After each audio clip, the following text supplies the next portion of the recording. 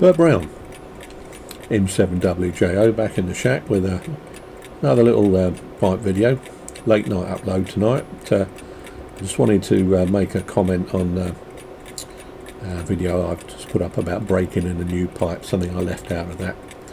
So I wanted to let you know about that, and then come on to the main topic of this brief discussion about the ghosting of briar pipes.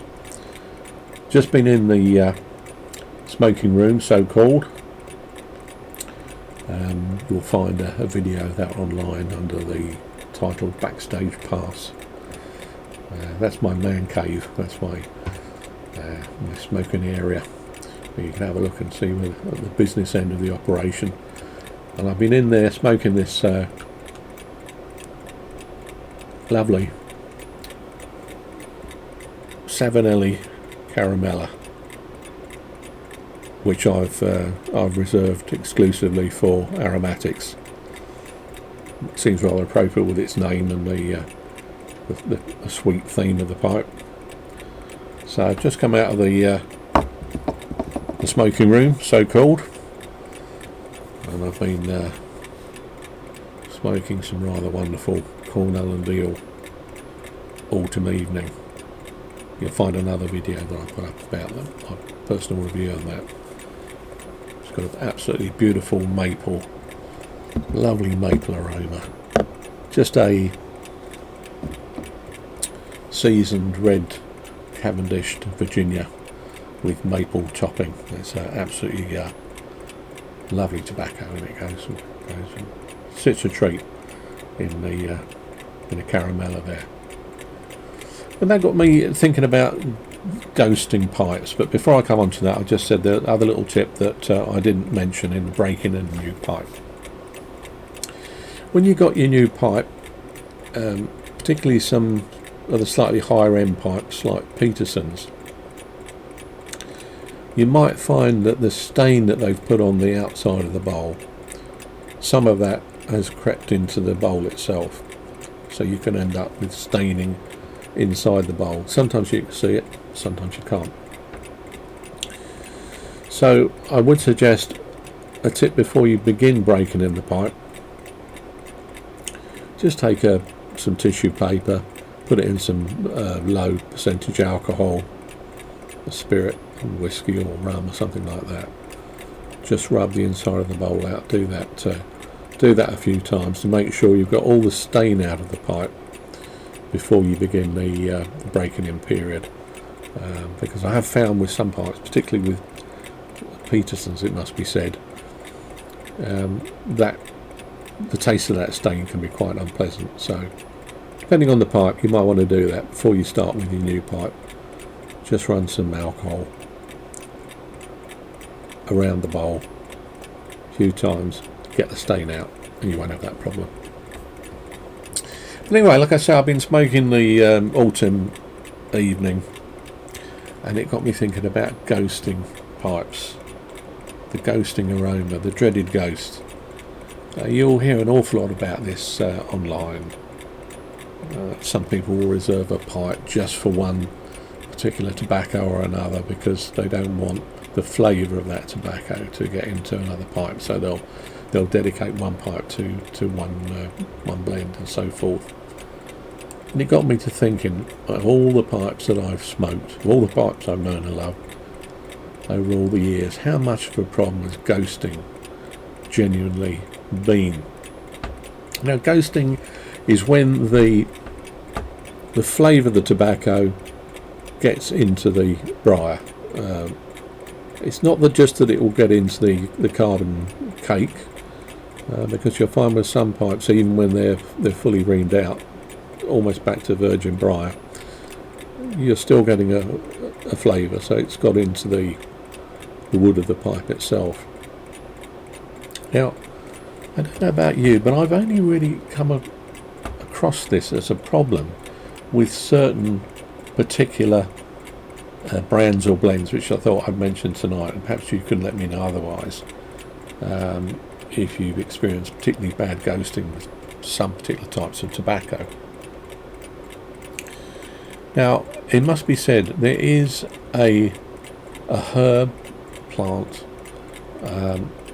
which is sometimes used as an additive called deer tongue.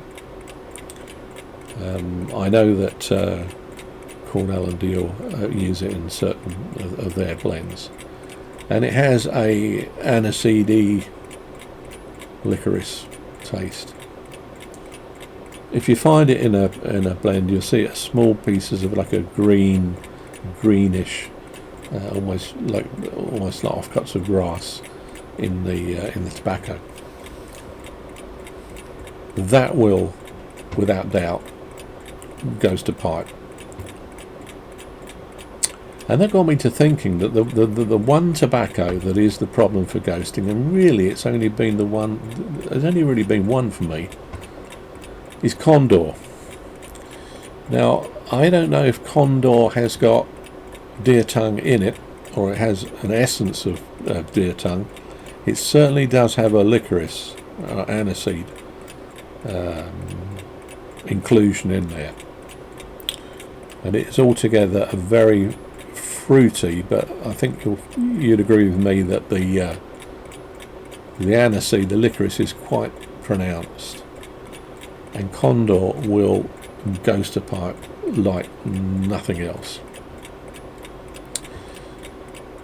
And if you ever make the blend that I think I mentioned in a previous video, which is a favourite of mine, which is mixing Condor with Grasmere flake, a Lakeland flake, which has a geranium taste to it, then you only really got to smoke that once or twice in a pipe, and that pipe will be forever wedded to Condor, or what I've nicknamed Bowling Green, which is my personal mix of Condor and Grasmere flake. It is that strong. So what other sort of tobaccos might ghost the pipe? Well, classically the Lakeland, the British Lakeland blends, those that have got usually a very floral essence that permeates the tobacco, they may possibly ghost a pipe, although I haven't really had any problems with them. And as I say, the only tobacco that I've ever really had a substantial ghosting issue with is Condor. So I'm wondering, we hear so much about ghosting and the tobaccos that are going to leave that trace in your pipe. Have you found there are certain tobaccos that are notorious for ghosting your pipes? Or is ghosting something that you read a lot about, but it isn't actually so much of a problem if you're a regular day-to-day pipe smoker? Condor is the only one for me that's ever really created a ghost problem. I do dedicate a pipe, like I say, this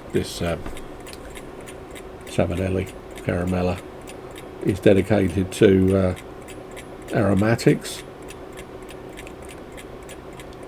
And I have a few other pipes which I've dedicated to Latakias and also to aromatics as well. Ghosting, is it such an issue? Do you dedicate a pipe just to one blend? Have you found that there are particular tobaccos that really ghost a pipe up quickly? Or is it just a load of stuff and nonsense? So much smoke in the wind. Just my thoughts about ghosting, the ghosting of briar pipes. And I'm referring to briar pipes, as we know. Corn cobs and meerschaums will not have this problem at all. So yeah, the powerhouse, the Pipe King Condor, treat with caution. Everything else, haven't really experienced it too much. Let me know what you think. Ghosting of your pipes, is it a problem? Just came to mind whilst I was smoking my caramel. Let me know what you think. Mike 7 Whiskey, Juliet Oscar with another little video. Oh, do hit the like and subscribe if you're enjoying the content, or even if you're not, let me know. I'm going to be putting up a video probably over the next few days, one on the Mr. Brog pipes, and one I've been meaning to do for some time, which is my eBay tips and tricks for scooping those estate pipe bargains on eBay. Hope you're enjoying the content. N7WJO, from my shack to yours. I'll catch you further down the log.